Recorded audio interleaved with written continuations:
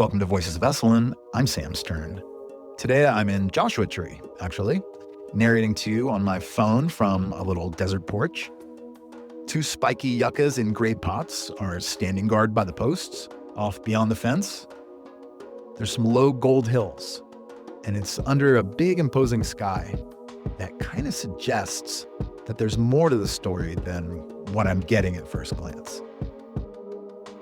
Today we're back with part 2 of Michael Murphy interviews Alan Watts. And if you're just joining, Alan Watts was the British-born philosopher, author, and in the 1950s, influential radio broadcaster who helped translate Zen and other Asian philosophies for the American imagination. He kind of became one of Esalen's defining presences in the 1960s, along with some other notable thinkers like Joseph Campbell and Charlotte Selver and Gabrielle Roth, Abraham Maslow, R.D. Laing, Ida Rolf, Jack Downing, George Leonard, Virginia Satir, Stan Groff, John Lilly, Claudio Naranjo, Betty Fuller. You get the idea. It was a weird crossroads of philosophy, psychology, spirituality, and an embodied practice. And Alan Watts was the one whose thoughts, as you'll hear in this interview, reflect this kind of shared convergence of interests. So from this porch in the high desert, let's drop back in. Here's part 2. I had a friend years ago, photographer by the name of Cedric Wright, a very famous photographer. And one day he was wandering in the Sierra, just loving it. And suddenly he heard a kind of hubbub in the distance. And he realized that a guide was coming along with a party of nature students. And quickly he took out his notebook and he made notices which said tree, fern, rock, so on. And he stuck them on all the objects in the little glade where he was and ran off behind a bush to hide and see what happened. And soon this guide came through with the party, and there was everything already labeled for him. And he was embarrassed. I think of General Motors and think of organized exuberance there. All these countless automobiles and trucks and bulldozers that there's an American exuberance, but somehow as we get at it, we can say it's a wrong exuberance.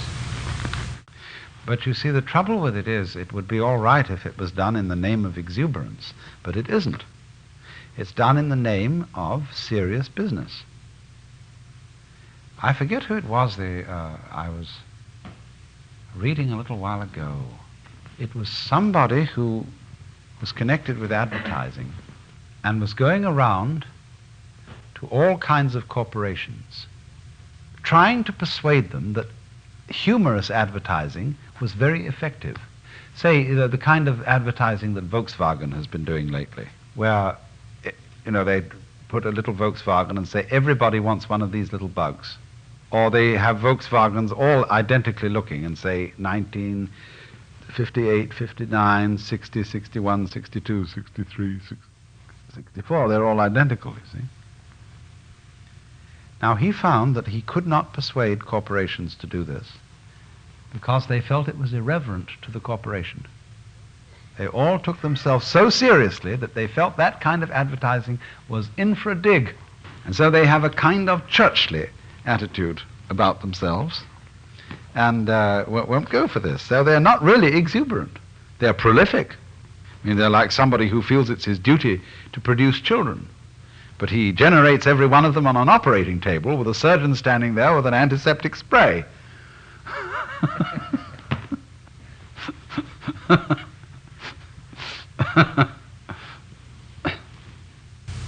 How would you define square in regards to all of this? There seems to be an instinct behind this whole dichotomy of square and with it.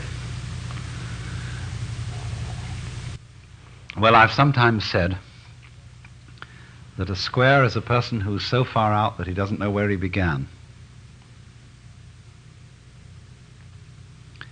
In order to understand that,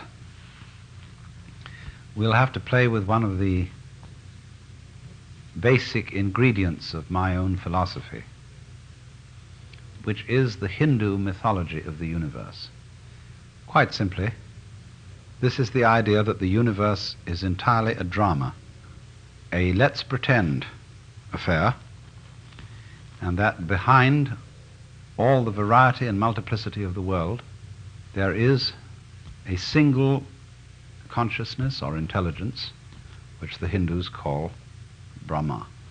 And that this plays all the roles. It plays the mountains, the stars, the birds, the bees, the flowers, the people, everything. And does so simply because, one must do something, and the something that one must do is play games, like hide and seek. Get lost, man, see? When you know where you are, then the fun is to be in a position where you don't know where you are, see? And then find out again, rediscover, you see? Keep doing this. I think that makes a great deal of sense to me, you see? So, when we have a let's pretend situation, the square is the person who is pretending so hard that he doesn't know he's pretending. And therefore, he takes the pretended scene for serious reality. The person who is not a square, who could be called, in opposition to the square, a joker, because you see in cards, the joker is the card that can be any deck in the pack. Therefore, he doesn't take any card in the pack. Therefore, he doesn't take any one of them seriously. So he knows he can be the ace or the deuce, he can be the king or the queen, and so he doesn't take the king or the queen seriously. He's not in awe of them. He's the jester at the court. And so the enlightened man is always the joker. He knows that behind all the different roles is the one player, and that therefore none of the roles are really serious. So if somebody very much fancies himself because he's the president of a great corporation, and he goes about in a black suit looking like a clergyman, and with a sort of attitude that, people do this. There are people, when they walk across the square, they're a procession all by themselves. And so the jester looks at this man and makes fun of him. In Shakespeare, within the crown that surrounds the mortal temples of a king keeps death his watch. And there the antic, that's the jester, there the antic sits, mocking at his state and grinning at his pomp, allowing him a little time to monarchize, be feared and killed with looks. And then at last comes death, and with a little pin bores through his castle wall. And farewell, king. See? So the antic, the jester, is always there to remind the pompous of the world that they have a little time to play their role. And then they must confess that they're, after all, the old bastard at the back of everything. You see? Whom we call God. So in archetypal language, the square is what the Hindus call the grihastha, the householder who is so involved in his caste situation in life that he knows nothing else. And then when he gets old enough, he becomes, instead of grihastha, vanaprastha, a forest dweller, where he gives up his role and, as it were, in a metaphorical sense, goes back to the jungle, goes back to nature, back to his true nature. American Maoris do not at present provide for a vanaprastha. And so instead of that, we have to have beatniks and bohemians and far-out people, you see. And a few people become monks or something like that. But that's an old style, an old world, no longer really au courant way of dropping out of the game. Another way you can drop out of the game in the modern world is to go to an insane asylum or in a prison where you can live a life of monastic contemplation without having to subscribe to the dogmas of the Catholic Church. We need more sabbaticals. We need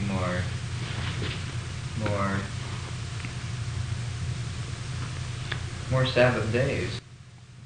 Well, that's because we don't have any. There is no Sabbath in the modern world.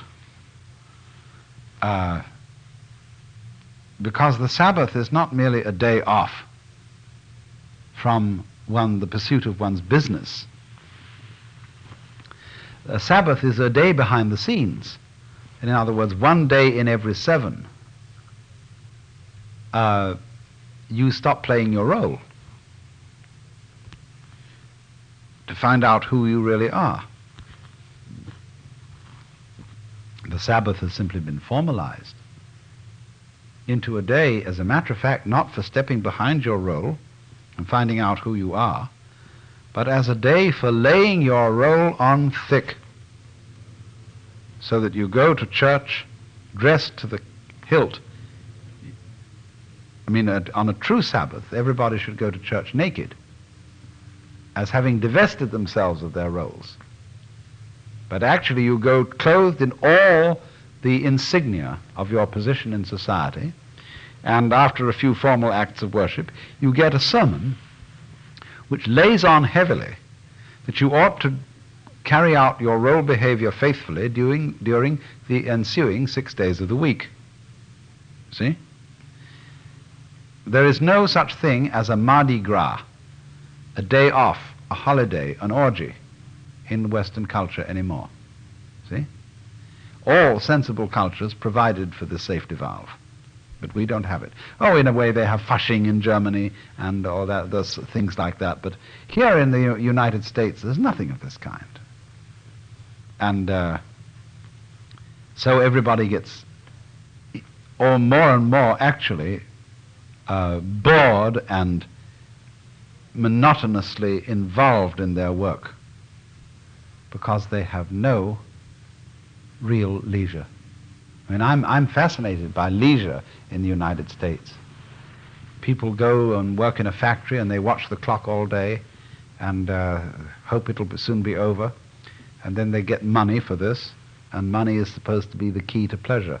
And they come home after a day's work, and you would think now they live in the richest country in the world, they have all this money they've earned during the day, and it would be the right time to have some kind of a real bust, a real feast. And what do? They have a TV dinner, which is the worst food ever invented, frozen kind of insipidity. They sit down and they look at an electronic reproduction of existence. You can't smell it, you can't touch it, it has no color. It's a shimmering, silvery abstraction. And they look at that and drink enough beer until they're weary and then go to bed. And that's supposed to be the life of pleasure. What a mockery.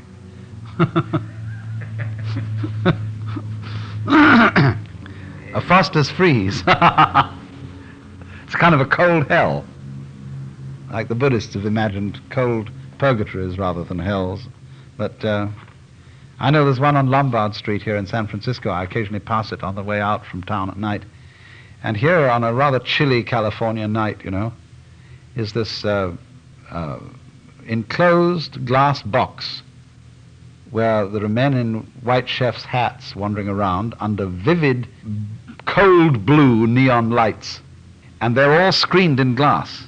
And the customers are standing outside there on the sidewalk they do have a canopy shelter in case it's raining, and they're eating frozen custard under blue neon lights on a chilly night. Well, they must be insane.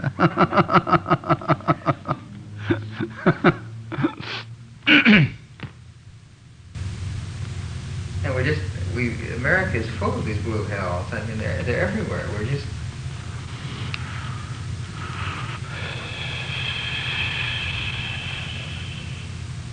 Well, the trouble is, you see, that America is reputed all over the world to be the most materialistic country, whereas, as a matter of fact, it's the least materialistic country.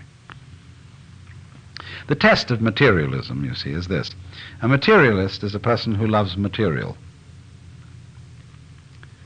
And therefore, material, which may be wood, may be stone, may be iron, may be any kind of metal, maybe wheat, eggs, beef, poultry, all this is material. So a materialist is a person who loves it, who pays respect to it. But this is quite the different situation here, because if you look at any American settlement or town or village, it is a potential junk heap, and in many cases an actual junk heap. It is a facade down the highway of shop fronts. Go behind the fronts and you will see the junkyards made of shacks, ruined cars, heaps of old bottles, and generally utterly unkempt array of rust and ruin. And in the big cities, this is simply arranged in blocks, the same thing. Now, the test of, of whether a culture is materialistic or not, in the proper sense of the word materialistic, is how it cooks its food. And by this standard, the Chinese and the French are the great materialists. But the Americans, I used to think that the cooking in England was bad, but it is nothing compared with the folk cooking of America. Nothing at all. I mean, you can drive from coast to coast here and get the restaurants recommended by Duncan Hines and the AAA and everybody. And they are all greasy spoon joints. Everything, as Lucius Beebe once said, is fried in rancid axle grease. And they've got perfectly, well, they don't always have, but they do have a possibility at least of good raw materials. But they don't love it. They eat out of duty, that they have to have so many calories, so many quantitative elements have to go in, so that you can read on the package of bread that it contains vitamins A, B, C, D, B12, E, etc., and the following mineral salts. As Henry Miller once said, it contains everything except powdered diamonds. And but when you eat the thing, you have mouthfuls of kind of a foam rubber. And if you go too, in so many homes one eats in, the kitchens are beautifully clean, but they're essentially labs. And everything comes out of them, tastes as if it had been washed in soap and had been made by a chemist instead of a cook. And it's all done without joy, without gusto. So it's very, very sad indeed. You're a cook yourself. Oh yes, I love to cook. What are some of your specialties? Well, let me say first of all that I'm not so much interested in specialty cooking as I am in doing any very ordinary kind of cooking perfectly. That is to say, if one broils a fish or steams a vegetable or even boils an egg, that there is an art to it, you see, which can produce this thing to its best advantage. Other than that, anybody who likes cooking likes to try out novel ways of serving things so that you avoid monotony. I'm most interested, I suppose, in the cooking of fish, stews, pâté, cold meat pies that you buy in a charcuterie in France, but we don't have charcuteries here, and in a certain amount of Chinese or Far Eastern cookery, Japanese and Chinese. I find that for a person who pursues the intellectual life, and in other words, you get very occupied with words, that you have to ground yourself somewhere. Some people go out and dig, other people go out and play tennis or go on long hikes. I find I get myself grounded by getting my hands into onions and the products of the soil. In North Beach, in San Francisco, if this kind of materialism could, in the small restaurants in North Beach, could become pervasive, we'd have something to put next to the Foster's freezers. Well, I haven't really been walking around the North Beach much in the last few months. I've been traveling so much, and I don't know what's going on there. I mean, is it pretty much that the restaurants attended by offbeat people are really hot dog stands with a slightly different atmosphere? Sometimes. But I think that the families, the old French and Italian families that make a restaurant like that go have a different set of values. Oh, indeed. Have you played with notions at all about a new kind of materialism that's possible in the United States? Oh, I have a great deal. But I don't know whether or not it's really possible. Because I find that among young people, especially among college graduates in the United States, there is an enormous fascination in the possibility of a new mode of material culture. And after all, these are the people who are buying the books about these things.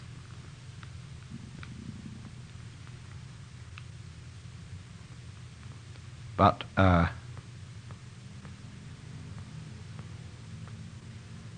more they become interested in a radical alteration, indeed what I might call, the more they become interested in making the material culture really pleasurable, you might say, in a certain sense of the word, making it erotic. But that takes us to the Freud and the interpretation of Freud in Norman Brown's work, where the erotic is not only the genital, but the pleasurable union of the senses with their objects at every level. Freud called this polymorphous perverse. I call it polymorphous erotic. Polymorphous, many-formed. Not, you see, genital erotic alone, but the erotic relationship of the entire human organism to its environment. Now that's a thing, you see, in which any intelligent materialist is interested. But it's a thing which makes the square element of our culture very frightened, because they don't know what's going to happen. They're afraid that it's going to mean orgies in the living room with Negro participants, you see. And that gives them the screaming memes. So they are going to watch all this, and they're going to watch the young people, what they do, and not let them enjoy themselves too much, because you never know what might happen. They don't know what they're afraid of, you see. They've no idea what an orgy is. But they've got an imagined thing, and they think young people are doing, you see. The very bad thing they're afraid of. But they don't know what it is. Just in the same way, that's part of the whole nature of diabolism.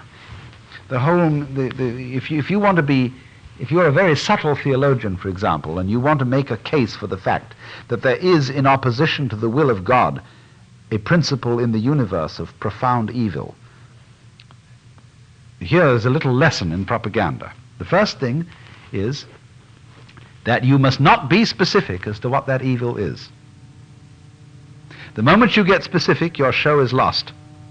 But remain non-specific and merely hint that the kind of evil involved in the nature of the devil is something so sinister and so beyond human conception that it could never be defined. Then you have conceived something really alarming, because it's vague and unknown, and you don't know which direction it's coming from. It's coming through all the walls and all the windows. It's coming not only from outside you, it's oozing up inside you as well. But you don't know what it is. So in the same way, in all totalitarian states, a political prisoner doesn't know what he's accused of. He's kept there being questioned, all the time implying that there's some crime that he's committed, but nobody comes out with an accusation. No witness comes. And that undermines you, because all it does, it plays on the kind of chronic sense of guilt that people have. And they think, did I repress something I did? Did I murder somebody in my sleep? Did I forget all about it? You see? Well, this is a very insidious way of brainwashing people.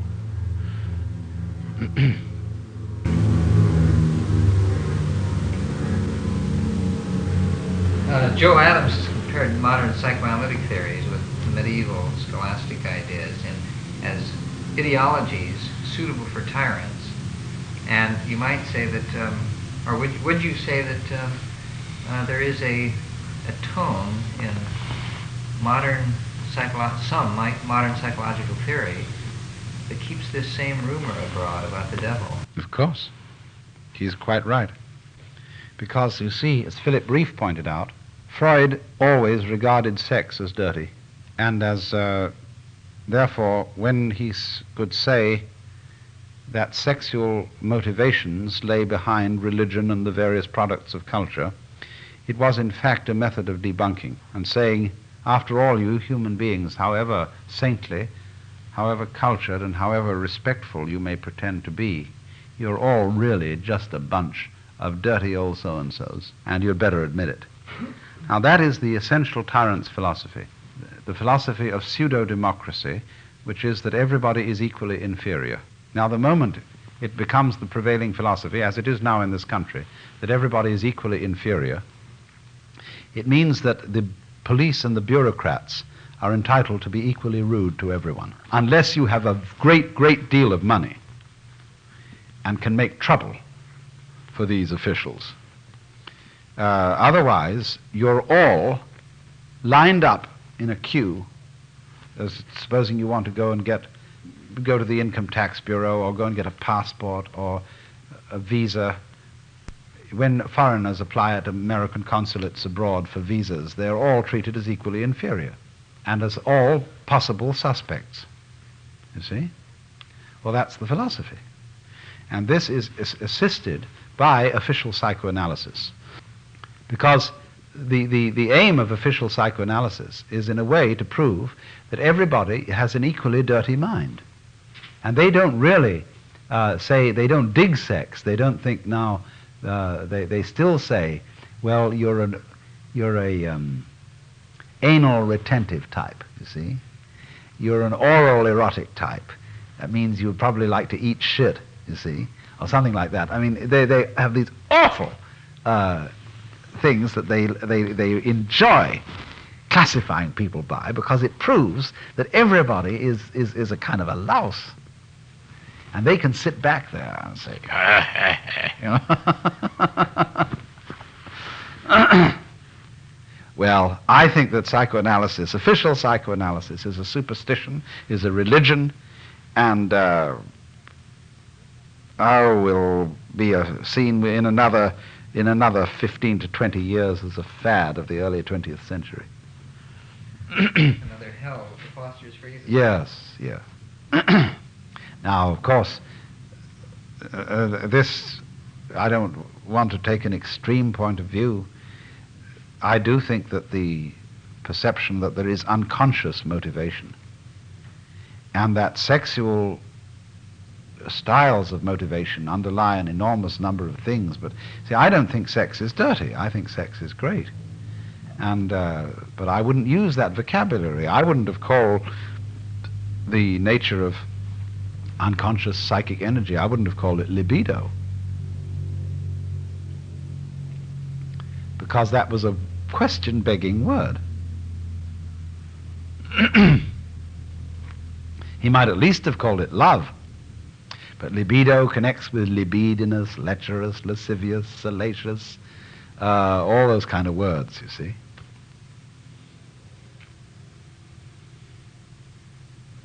And then it cathects. It cathects, exactly. Well, there's a new mood about in the field of psychology itself, and there are other kinds of psychologists coming along. Oh yes, because after all, in saying that there were certain valid ideas like unconscious psychic process and so on that Freud saw and that Jung saw after him, this has stimulated people, and we have all kinds of much more, to my mind, effective and sensible ideas about psychotherapy that come from people like Carl Rogers and Abe Maslow. And I think these will be shown to have great validity, as distinct from the psychoanalytic routine of the couch and dream analysis and a doctrinaire way of approaching the symbols of the unconscious. What do you think about the classical forms of therapy? Do you think that, let's say, classical psychoanalysis is getting at really the problems that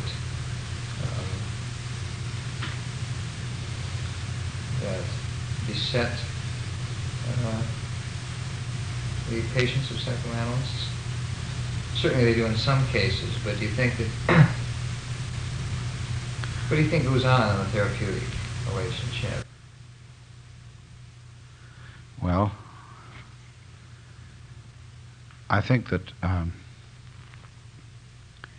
in very many cases, a preliminary bout with psychoanalysis may, shall I say, settle the conscience of a person who's been brought up in a bourgeois morality, been dominated by Mama, and Mama is somewhat of a prude, as she's liable to be in many a Middle Western family, or for that matter in many a Jewish family, and this person has a uneasy conscience about their natural human feelings, and they're all mixed up, and they go to a psychoanalyst, and he helps them to come to terms with their own nature. And I think that has been an easement for an enormous number of people in our culture today. But beyond that, the mystique of Oedipus complexes and all that business, and of going after some very, very deep, buried, critical experience in the past that is worked out over years and years of conversation from the couch. I think this has very limited use. And there are a certain number of statistics emerging now to prove it. They're not, the thing is not an easy, it isn't an easy subject to quantify and measure. But what measurements there are suggest that it'll take you longer to recover if you take orthodox psychoanalysis than if you just leave the thing alone. You have chances of spontaneous remission of a neurosis within 3.5 years, but you've very little chance of remission until 5 years in psychoanalysis.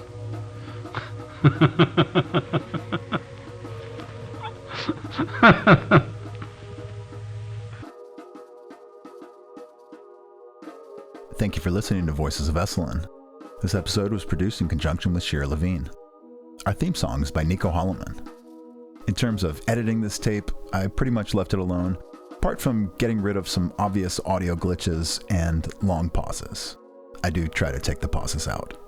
I composed the introduction to this podcast in collaboration with Claude, a large language model. Until next time, be well.